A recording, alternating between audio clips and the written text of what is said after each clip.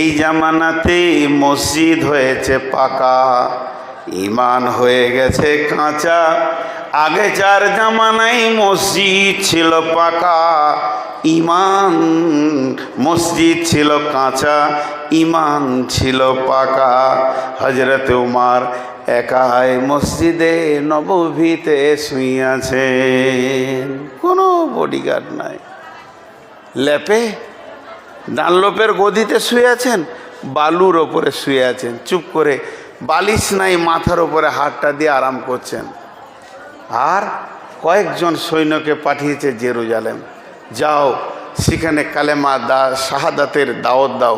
আশহাদু আল্লা ইলাহা ইল্লাল্লাহ ওয়া আশহাদু আন্না মুহাম্মাদান আবদুহু ওয়া রাসূলুহু। যে সৈন্যগুলো আমিরুল মুমিনিন জেরুজালেমে কালেমার দাওয়াত দিয়ে পাঠিয়েছেন, তাদেরকে কেল্লাই ভরে দিয়ে অবরোধ করে রেখে দেওয়া হয়েছে। তারা কেল্লাতে আছে। এমন সময় সেই দেশের তদানীন্তনকালে যিনি দেশ শাসন করতেন, তিনি খ্রিস্টানদের পোপ ছিলেন, বিরাট বড় আলিম খ্রিস্টানদের ছিলেন। তিনি একটা চিঠি লিখলেন, আমিরুল মুমিনিন খলিফাতুল মুসলিমিন, আপনার সৈন্য আমার দেশে এসেছে কালেমার দাওয়াত দিতে, তাদেরকে কেল্লাই ভরে অবরোধ করা হয়েছে। আমি আপনার সঙ্গে লড়াই করতে চাই না, যুদ্ধ করতে চাই না। আমিরুল মুমিনিন খলিফাতুল মুসলিমিন, আপনাকে পত্র দ্বারা নিমন্ত্রণ দিলাম, আপনি আমার দেশে আসেন, আপনার সঙ্গে আমি বোঝাপড়া করে নিব, একটু স্বাক্ষর করব, লেখালেখি করে নিব, আপোষ করে নিব। এইরকম একটা চিঠি লেখে, রাজার চিঠি, বাদশার চিঠি, চিঠির কলবর বহর, সেই রকম শান শওকত নিয়ে জেরুজালেম থেকে চিঠিটা মদিনা মানওয়ারায় পাঠানো হচ্ছে। একটা দূতকে দিয়ে, সেই দূত সেই রকম পোশাক পরে যাচ্ছে যে আমি একটা জেরুজালেমের দূত, একটা চিঠি নিয়ে যাচ্ছি 18 লক্ষ বর্গ মাইলে বাদশার কাছে। কত খুশি মনে মনে। মদিনায় এসে জিজ্ঞেস করছে, হাগো তোমাদের মসজিদে নববীটা কোনটা? এই সামনে চলে যান, দেখেন মসজিদে নববী। কিছু দূর যাওয়ার পর মসজিদে নববীর কাছে পৌঁছিয়ে একটা লোককে জিজ্ঞেস করে, মসজিদে নববী কোনটা? কেন দেখতে পেয়েছেন না? এটাই তো। খেজুর পাতা, ছাওয়ানি, ঢালাই নাই, খেজুর গাছের পিলার। অবাক, হাজি আপনাদের আমিরুল মুমিনিন কোথায়? ওই যে শুয়ে আছেন, রেস্ট করছেন, কোনো বডিগার্ড নাই, একা একটু রেস্ট করছেন। ফজরের পর তেলাওয়াত কোরআন এটা ওটা পড়ে রেস্ট করছেন। আদব নেবেন জাহাপনা। কে বাবা, কে গো? আদব নেবেন। আমি একজন খ্রিস্টান, আমি এসেছি জেরুজালেম থেকে। ও বলো, ওখানে তো আমার দাওয়াতের লোক গেছে, তো বলো কি খবর? স্যার আমার বলার কিছু নাই, আপনাকে আমাদের প্রাইম মিনিস্টার চিঠি দিয়েছেন। দাও দাও দাও। চিঠিটা পড়লেন। চিঠিটা পড়ে উনি বুঝলেন আমাকে ডাকছেন, যেতে হবে। উনি ডাক দিচ্ছেন, রাজকোষাগার থেকে একটা খাদিম দেওয়া হয়েছিল তার নাম ধরে, আসলামা আসলামা। জি হুজুর। বলে এই একটা উট রেডি করো, জেরুজালেম যেতে হবে, উটটা রেডি করো। কত ধারালো তলোয়ার নিয়েছে দেখেন। আসলামা উটটা নিয়েছিলেন মসজিদের সামনে। হুজুর আমি রেডি, আপনি? আমি রেডি। বেরিয়ে গেলেন। কবি নজরুল করম ধরলেন, হেরি পশ্চাতে চাহি তুমি চলিয়াছ রুদ্রদগ্ধ দুর্মরুপদ বহি, জেরুজালেমের কেল্লা জিতায় আজে অবরোধ করি, বীর মুসলিম সিনাদল তব বহুদিন মাস ধরি, দুর্গের দ্বার খুলিবে তারা বলেছে শত্রু শেষে, উমার যদি গো সন্ধিপত্রে স্বাক্ষর দেয় এসে, হায় রে আদেক দারাল মালিক হায়রা অদ্য পৃথিবীর মালিক, হায়রা দেখদারার মালিক আমিরুল মুমিনিন। চলেছে মাত্র একটি গোলাম লয়ে বিরতিহীন, সাহারা পাড়ায় ঝুলিতে দুখানা শুকনো ক্ষুব্জ রুটি, একটি মশকে এতটুকু পানি, খুরমা 2-3 মুঠি। প্রহরীবিহীন সম্রাট চলে একা উঠে চড়ি, চলেছে মাত্র একটি ভিত্ত উটের রশি ধরি। উঠুমত চলেছে মাত্র একটি ভিত্ত, একটি গোলাম উটের রশি ধরে। মরুর ঊর্ধ্ব আকাশে সূর্য আগুন বৃষ্টি করে, সেই সে আগুন তাতে কৈসম ফুটে গা ফুটে বালুকার মরু পরে। কিছু দূর যেতে উট হতে নামি, আসলামা উটটা দাঁড় করাও। কিছু দূর যেতে উট হতে নামি, কহিল গোলামের ভাই। এত দূর যেতে উট হতে নামি, কহিল গোলামের ভাই। পেরেশান বড় হইয়াছ চলিয়া, এইবার আমি যাই। উটের রশি ধরে অগ্রে উঠে বসো উঁতে, তপ্ত বালুতে চলো যে চরে রে, তপ্তে বালুতে চলে যে চরণে, রক্ত উঠেছে ফুটে। ভীত গোলাম উমারের 2 হাত ধরে চুমি, কাঁদিয়া কহিল এখনে কেমন আদেশ করেন কেমনে আপনি। গোলাম রহিবে উটের পিঠে আরাম করিয়া বসি, আর হেঁটে যাবে খলিফা উমার ধরিয়া উটের রশি। খলিফা হাসিয়া বলে তুমি জিতে গিয়ে বড় হতে চাও, ভাইরে এমনই চলে। রোজ কিয়ামতে আল্লাহ যেদিন বলিবে উমার রে, করিনি খলিফা মুসলিম জাহানের তরে, সুখ তরে তোরে কি জবাব দিব, কি করিয়া মুখ দেখাবো। রসুলের ভাই আমি তোমাদের প্রতিনিধি মাত্র, মোর অধিকার নাই। আরামে সুখের মানুষ হইয়া মানুষের নিতে সেবা, ইসলাম বলে সকলে সমান, কে বড় ক্ষুদ্র পেকে বা। গোলাম চড়িল উটের পিঠে, গোলাম চড়িল উটের পিঠে, উমার ধরিল রশি। মানুষে স্বর্গে তুলিয়া ধরিয়া ধুলাই নামিল শশী। পালাক্রমে চলছে, একবার ওমার একবার গোলাম, একবার ওমার একবার গোলাম, একবার খলিফা একবার গোলাম। বহু দূর রাস্তা, কি চরিত্র কি আখলাক। এবার চলে এসেছে জর্ডান নদী ওই চোখের সামনে দেখা যায়। নদী পার হলেই বর্ডার পেরিয়ে জেরুজালেম ঢুকে যাব। জেরুজালেমের প্রাইম মিনিস্টার শুনতে পেয়েছে 22 লক্ষ বর্গ মাইলের বাদশা এসেছে, তাই তিনি সৈন্য সামন্ত সুসজ্জিত করে পাঠিয়েছে। তোমরা স্যালুট মারবে, কুর্নিশ করবে, আদব জানাবে, আর তাজিম দিয়ে আমাদের দেশে নিয়ে আসবে। বিরাট বড় মাপের মানুষ নবী মুহাম্মদ সাল্লাল্লাহু আলাইহি সাল্লামের, তিনি খলিফা, তাকে কোনো কষ্ট দেবে না, সম্মানের ত্রুটি করবে না। কোম্পানি মেজর সমস্ত সৈন্যকে দাঁড় করিয়ে দিয়ে স্যালুট মেরে বলছেন আদব নেবেন জাহাপনা, আমাদের দেশে আসার জন্যে আমরা বড় ধন্য হয়েছি, আনন্দিত হয়েছি। আসলামা তখন উটের পেটনতে উপর থেকে ঝরঝর করে কাঁদতে শুরু করেছেন, কান্না করছেন আর বলছেন আমাকে কেউ স্যালুট দিবেন না, আমাকে কেউ স্যালুট দিবেন না, আদব জানাবেন না। আমি আমিরুল মুমিনিন নয়, আমি উটের উপরে বসে আছি, এটা আমিরুল মুমিনিনের হুকুম, আমি ওনার গোলাম। যিনি উটের রশি ধরে হাঁটছেন ইনি হলেন 22 লক্ষ বর্গ মাইলের খলিফা, ইনি হলেন। সমস্ত সৈন্যরা খুশিতে কেঁদে ফেললেন। আহ, এত সুন্দর মানুষ গোলামকে চড়িয়ে দিয়ে নিজে উঠে লাগাম ধরতে পারে, এ চরিত্র কোথা থেকে পেল? এর ওস্তাদ কে ছিল? এই রকম চরিত্র কে দিল? কোন ওস্তাদ এটাকে বানিয়েছে, সেই ওস্তাদি বাকে হযরত সাঈদ বলেছিলেন বাহরাইনে গিয়ে, আমাকে দেখে আপনারা পাগল হয়ে গেলেন, আমার চরিত্র দেখে পাগল হয়ে গেলেন, যদি একবার নবী মুহাম্মদকে দেখতেন পায়ের নিচে আপনারা নিজের কলিজাটা লুটিয়ে দিতেন। আমরা সেই তারই ছাত্র। হযরত ওমর গেলেন, গিয়ে বিরাট একটা গির্জা, সেই গির্জাতে গিয়ে তিনি উঠলেন।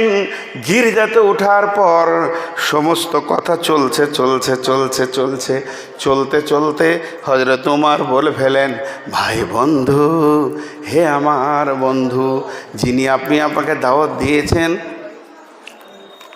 আমি আপনার কাছে এই একটু মিনিট সময় চাইছি।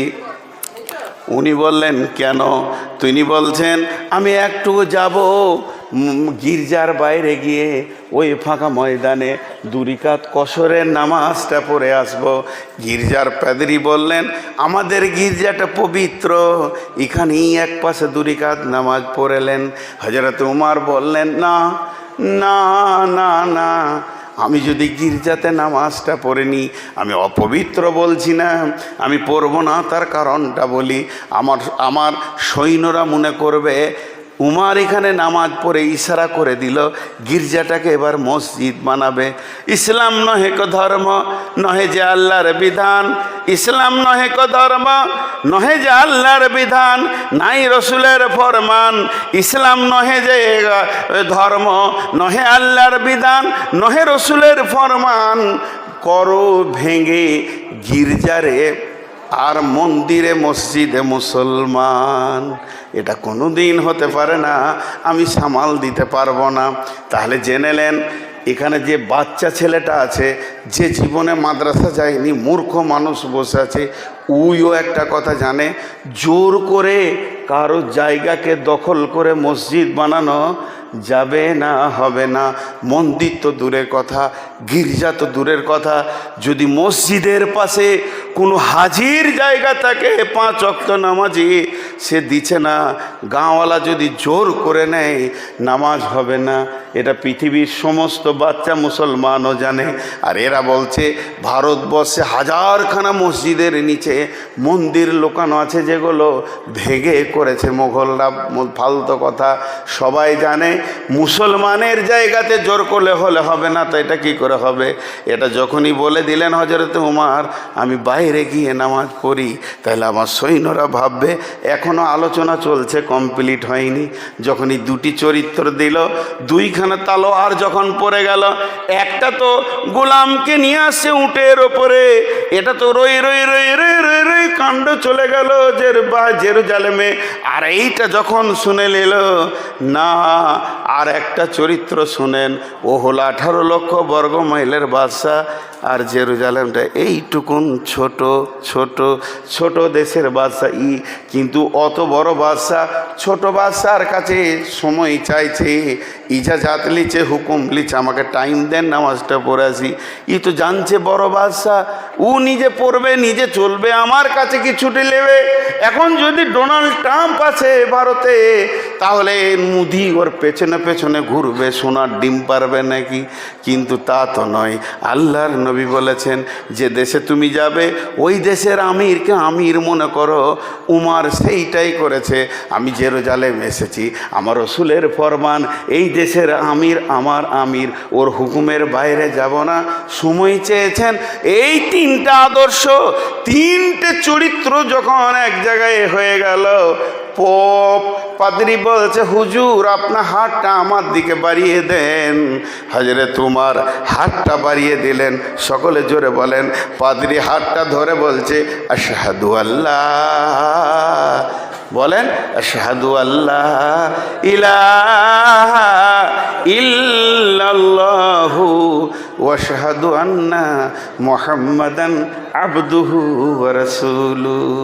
আর যে পাদ্রী বললে, হুজুর আমরা আর কোনো সন্ধির দরকার নাই, শাসন করবেন আপনি। চরিত্রের তলোয়ার কত ধার, গোটা দেশটা জয় হয়ে গেল। চরিত্রের তলোয়ার কত ধার। আজ মুসলমানরা গাঁজাতে, লুডুতে, দাবাতে, তাসেতে, সুদেতে, জিনাতে, লুচ্চামি, ব্যভিচার। জি ভাই আমার, এবার রিপেয়ারের জন্য দুটো কথা বলবো। আল্লাহ বলছেন বিসমিল্লাহির রহমানির রহিম, ওয়াদাল্লাহুল্লাযীনা আমানু মিনকুম ওয়া আমিলুস সলিহাতি লা ইস্তাখলিফান্নাহুম ফিল আরদি কামাস্তাখলাফাল্লাযীনা মিন ক্বাবলিকুম।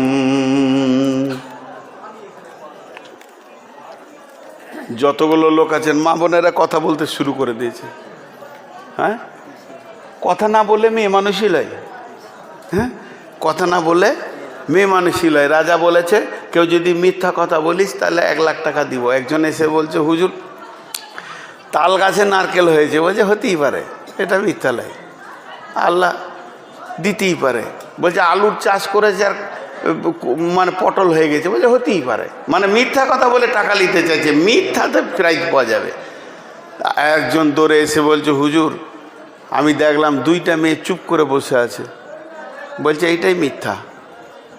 2টো মেয়ে থাকবে আর চুপ থাকবে, বিরাট মিথ্যা বলেছিস, প্রাইজটা তুই পাইবি। আবার এক বোকা গেল ওদেরকে বুঝাতে, ওদেরকে বুঝিয়ে চুপ হবে। যারা মেয়েদেরকে চুপ করাতে চায় জানতে হবে ওর বিয়ে হয়নি, মালটা কেউ জানে না। আমি বাংলাদেশের ঠাকুরগাঁয়ে জালসা করছি হাই স্কুল ময়দানে, প্রায় 50,000 লোক। তো আমাকে একজন স্কুল মাস্টার কানে এসে বলছে হুজুর মেয়েগুলোকে চুপ করে দেন। আমি ওকে জিজ্ঞেস করছি তোমার বিয়ে হয়েছে? বলছে ভাই এমন কেন বলছেন? তো জিনিসটা কি আপনি জানেন না? আমি যাকে বিয়ে করেছি, যাকে ভালোবাসি, কাপড় দিই, খাওয়া দিই, সব সময় প্রেমে বন্ধন করে রেখেছি আমার বিবি, তাকে আমি একটা কথা বললেও 25টা বলার পর চুপ হয়। আর এরা তো আমি এদেরকে তো কিছুই দিই না, এত বকবি। হ্যাঁ, বুঝলাম যে এতক্ষণে যে মেয়ে আছে তো মেয়েদের বাইন ধরবো, খালি রিপেয়ারটা দিই। এতক্ষণ সমস্যা বললাম মুসলমানদের, সমাধানটা বলে দিই। আল্লাহর ওয়াদা সত্য না মিথ্যা? আর একটু জোরে বলেন, আল্লাহর ওয়াদা সত্য না মিথ্যা? আল্লাহর ওয়াদা সত্য না মিথ্যা? আল্লাহ বলছে আমি ওয়াদা করছি তোরা ঈমান আন, 100তে 100 মসজিদে ঢুকে যা। পশ্চিম দিকে যখন সূর্য ডুববে তো ভারতবর্ষ থাকবে বেঈমানদের হাতে, আবার পূব দিকে যখন উঠবে তখন ভারতবর্ষ চলে যাবে ইমানদারদের হাতে। আমাকে ব্যালট লাগে না, এক রাতে চেঞ্জ করব। পারবে কি পারবে না? আপনাদেরকে ইতিহাস দিই, টোটাল ইসলামে ইতিহাসে 2টো রিজাল্ট আছে। যারা ইসলামের দুশ্মন, কোরআনের দুশ্মন, হয় ধ্বংস হবে নাই কালেমা পড়বে। আবু জাহেল ধ্বংস হলো, উতবা, উতাইবা, সাইবা ধ্বংস হলো, উমাইয়া ধ্বংস হলো। আর কালেমা পড়লো কে? আবু জাহেলের বেটা একরামা কালেমা পড়লো। বুখারীতে বহুত হাদিস বর্ণনা করলো। আবার কে পড়লো? আবু সুফিয়ান কালেমা পড়লো। আর কে পড়লো? হযরত আব্বাস কালেমা পড়লো। তো ইসলামের শত্রুরা হয় ধ্বংস হবে নাই কি হবে? কালেমা পড়বে। তা আমি কালেমা পড়ার দোয়া বেশি দিই। দোয়া পজিটিভ করা ভালো, নেগেটিভটা আল্লাহর হাতে ছেড়ে দেন। দেখবেন পশ্চিম দিকে ভারতবর্ষে যখন সূর্য ডুবছে তখন বেঈমানদের হাতে আছে ভারত। আবার রাতে আপনি নিশ্চিন্তে ঘুমিয়ে থাকবেন, পূব দিকে যখন সূর্য উঠছে তখন শুনে নেবেন অমিত শাহ, নরেন্দ্র মোদী, আদিত্যনাথ যোগী এরা সব কালেমা পড়ে মুসলমান হিগে দিল্লির মসজিদ ঝাঁট দিছে। এটা আল্লাহ পারে। এই জন্য আল্লাহ বলছে তোরা আমার সঙ্গে ওয়াদা কর, যত মুসলমান আছিস মসজিদ ঢুকে যা। এমন একটা দিন এখন এসেছে, আপনাদের হাত পাগুলো ধরে বলছি 100% মসজিদ ঢুকে যান। পারবে ওই রিপেয়ার করতে, পৃথিবীর অন্য কেউ পারবে না। এখানকার ঘেরাও করেন, রোড জাম করেন, কোনো লাভ নাই। লাভ ওটাই আছে, রবের পায়ের নিচে সাজদাই পরে কাঁদেন, আল্লাহ গুনাহ করে বহুত দূর চলে গেছি, এর আযাব এসে গেছে, তুমি এটাকে সংশোধন করে দাও, আমাদের তওবা কবুল করো। আল্লাহ কি বলছেন? ফাসাব্বিহ বিহামদি রব্বিকা ওয়াস্তাগফিরুহু ইন্নাহু কানা তাওয়াবা। মক্কা বিজয়ী দেখে চলো সাহাবীরা, ফাসাব্বি তসবিহ কর, বিহামদি আমার প্রশংসা কর, ইন্নাহু কানা তাওয়াবা, আল্লাহ তওবা কবুল করনেওয়ালা। আর একটা আয়াত পরে ছেড়ে দিচ্ছি, আল্লাহ বলছেন ফালিয়াবুদু রব্বা হাদাল বাইত। কি হবে? আল্লাযী আতামাহুম মিন জু ওয়া আমানাহুম মিন খৌফ। এই ঘরটা কার? আব্দুল সালামের। এটা কার? আবুল কালামের। এটা কার? মফিজুলের। এটা কার? হবিবুরের। ওইটা কার? সেলিমউদ্দিনের। আর মসজিদের দিকে যদি আঙুল তুলে আমি জিজ্ঞেস করি এই ঘরটা কার? মালিকের নাম বলেন? আল্লাহর। আল্লাহর নামটা আসতে নেবেন না জোরে? দেখেন মুসলমানদের ইমানি জজবা দেখেন। এই ঘরটা কার? আল্লাহ বলছে ঘরের ইবাদত করিস না, ওই ঘরের মালিকের ইবাদত কর। তুই মালিকের গোলাম বেনে যা, লাভ দুটো হবে নগদ পৃথিবীতে। আল্লাযী আতামাহুম মিন জু'উ, ওই ঘরের মালিক তোকে অভাব দূর করে দিয়ে বরকত ভরে দেবে। আর কি করবে? ওয়া আমানাহুম মিন খৌফ, তোকে মারতে এলে ও নিরাপত্তা সিকিউরিটি ফোর্সের কাজ করবে, আমানের চাদর দিবে। বিশ্বাস আছে? জোরে বলেন বিশ্বাস আছে? প্রতিদিন আল্লাহ ডাকছে, কি হয়েছে রে? তোদের জমিগুলো নিয়ে নিয়েছে তাই হাইয়া আলাস সালাহ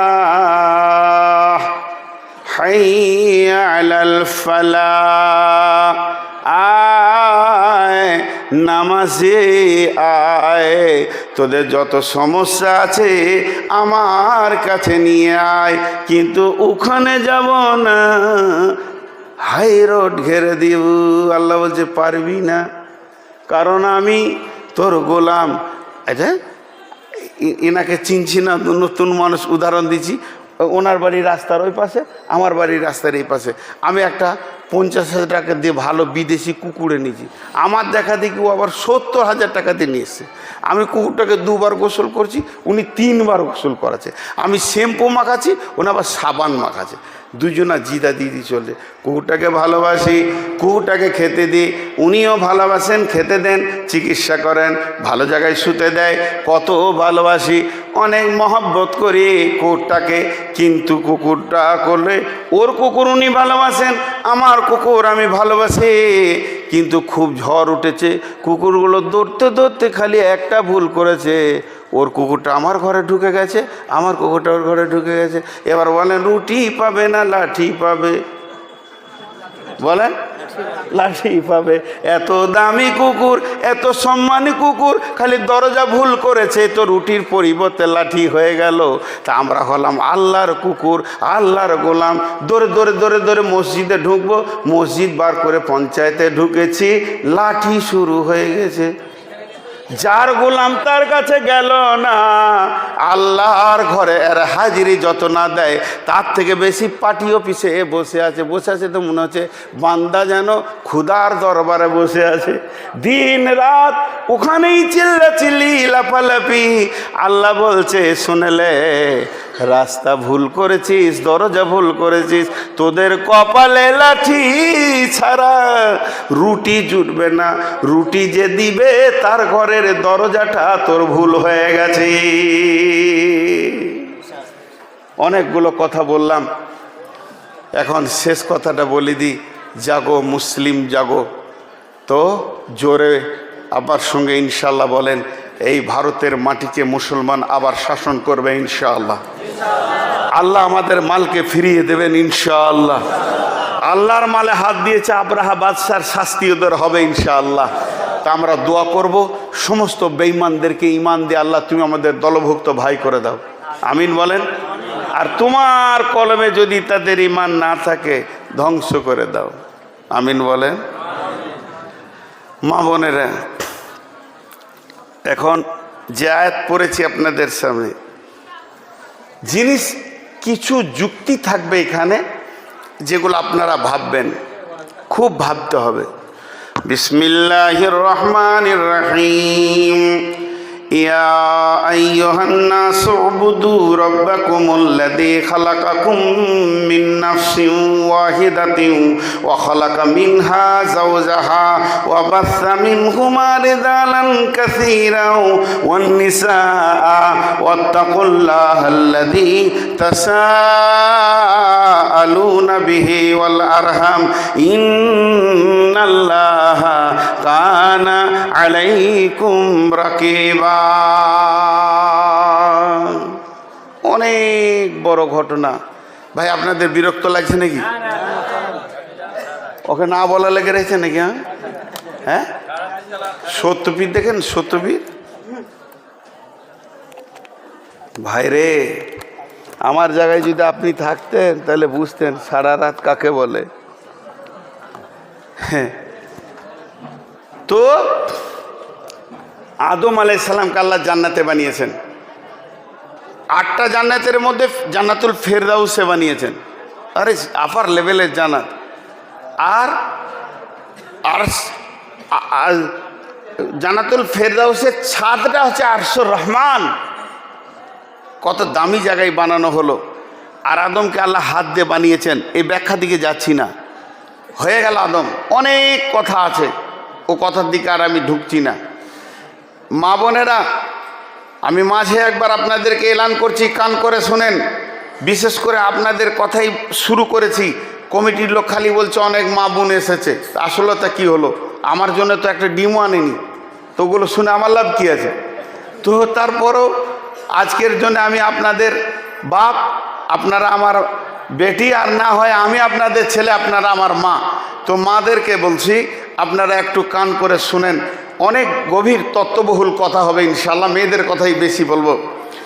তো আদম আলাইহিস সালামকে জান্নাতে বানানো হয়ে গেল। অনেক কথা আছে, এই বানানোর সিস্টেমটা কিভাবে হলো, কে আনলো, মাটিটা পৃথিবী থেকে কোন ফেরেশতা নিয়ে গেছিল, ওদিকে আমি যাচ্ছি না। আদম আলাইহিস সালাম জান্নাতের ভিতরে ঘুরছে ফিরছে চলছে, জান্নাতে কোনো নিয়ামত বাকি নাই। যত নিয়ামতের দরকার সব নিয়ামত জান্নাতে সুসজ্জিত আছে। তারপরও আদম আলাইহিস সালামের মন যেন ভারাক্রান্ত অবস্থায় রয়েছে, হাসি নাই। আল্লাহ বলছে, আদম, জি আল্লাহ, মন ভারী। তা আল্লাহ হলেন আলিমুম বিজাতিস সুদূর, আল্লাহ মনের কথা বুঝতে পেরেছেন। কেন? জান্নাতে ঢেরি নিয়ামতেও আদমকে খুশি দিতে পারলো না, যে খুশি দিবে ওইটা নাই, বিবি নেই। বুঝতে পেরেছেন?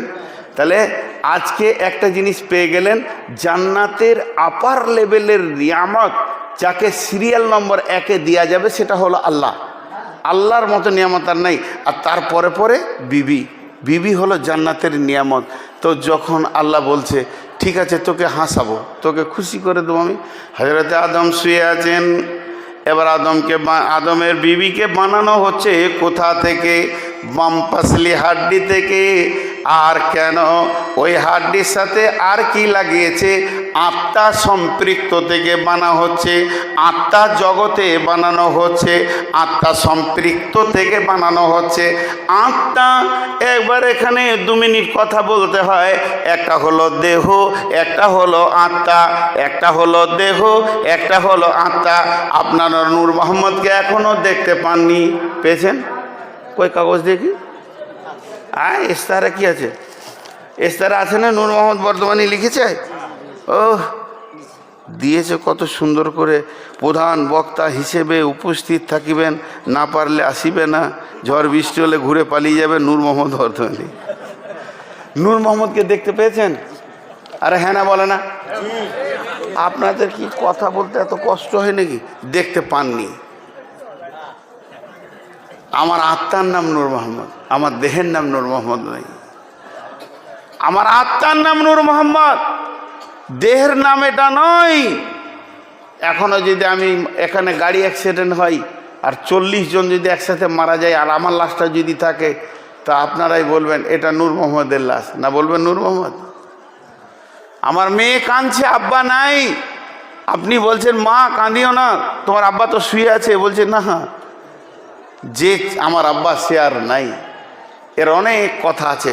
তাহলে এবার আমার এখানে 2 in 1, একটার ভিতরে 2টো ভরা আছে। আত্মাটা ভিতরে আছে, কথা বলছে আত্মা, ব্রেন দিয়ে আত্মা বুঝাচ্ছে আপনাদেরকে, হাত নড়াচ্ছে আত্মা, হাতকে ব্যবহার করছে, আত্মা মুখকে ব্যবহার করছে। এই আত্মাটা চলে গেলে আমি নিস্তেজ হয়ে যাব। অতএব শুনেলেন, আলামে আরওয়াহ হযরত আদম আলাইহিস সালামকে বানানোর পর মাটি থেকে আল্লাহ তাবারাক ওয়া তাআলা আদমের পিঠে নিজের পবিত্র হাতটা দিলেন, আর আদমের পিঠ আর আল্লাহর হাত যখনই টাচ হয়ে গেল, মধ্যখানে ঝুরঝুর ঝুরঝুর ঝুরঝুর মনে বালুর মতো পড়তে লাগলো। সূরা আরাফের ভিতরে আছে, অগণন পোকা যেন গিজ গিজ গিজ গিজ গিজ গিজ করছে। আল্লাহ বললেন, আদম রে এগুলো কি? আদম তাকিয়ে দেখছে অনেক পোকা। তখন আদম আলাইহিস সালাম বললেন, আল্লাহ আপনি ভালো জানেন। আল্লাহ রাব্বুল আলামিন বলেন, আদম রে আমি কিয়ামত পর্যন্ত যত মানুষকে পৃথিবীতে পাঠাবো, পৃথিবী একটা মঞ্চ, সেখানে যার যখন পালা পড়বে, যে সালে পালা পড়বে ও যাবে। ততগুলো মানুষকে তোর পিঠ থেকে আমি একই টাইমে বানিয়ে নিলাম। ওইটার নাম আত্মা জগৎ, ওইটার নাম আত্মা জগৎ। সেইখানে সব আত্মা আছে, একে একে এখানে আসছে আর একে একে চলে যাচ্ছে। এই জন্য একটা দেহতত্ত্ব কবিতা আছে, নদীর কুল ভাঙে ওকুল গড়ে, এই তো নদীর খেলা রে ভাই, এই তো বিধির খেলা। সকালবেলায় আমি রে ভাই ফকির সন্ধ্যাবেলা,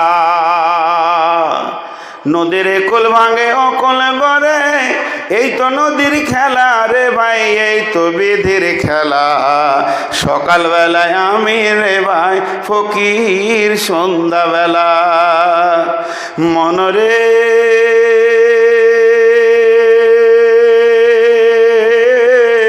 সেই নদীর মাঝে কোনো ভরসায় বাঁধলি বাসা সুখের আশায়, সেই নদীর মাঝে কোনো ভরসায় বাঁধলি বাসা সুখের আশায়।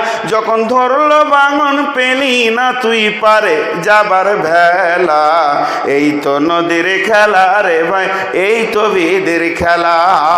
সকালবেলায় আমি রে ভাই ফকির সন্ধ্যাবেলা। মনরে দেহ ভেঙে হয় যে মাটি,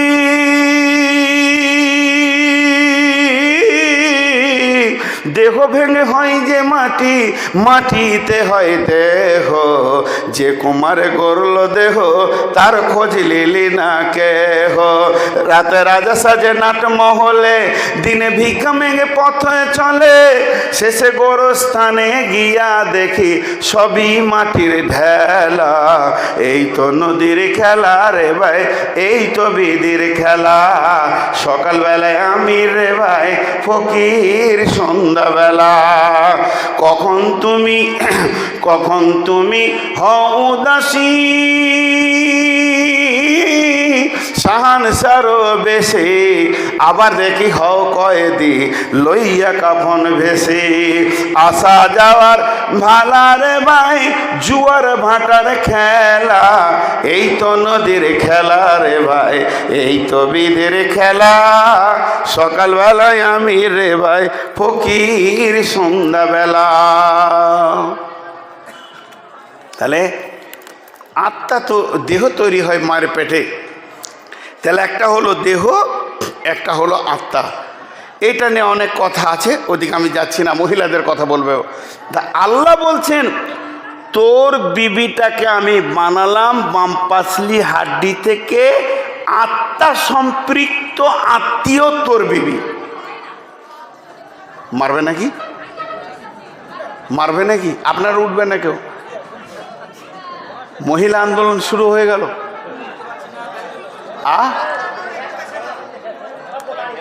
দাঁড়ান দাঁড়ান, একজন বলেন কি হয়েছে? ও এই ক্যামেরাম্যান কোথায় আছেন? এই ক্যামেরাম্যান ভাই, মহিলা আন্দোলন শুরু হয়েছে, তাড়াতাড়ি এসো। আমি মন দিয়ে জালসা করছি, যদি খালার একটা ডিম দেয়।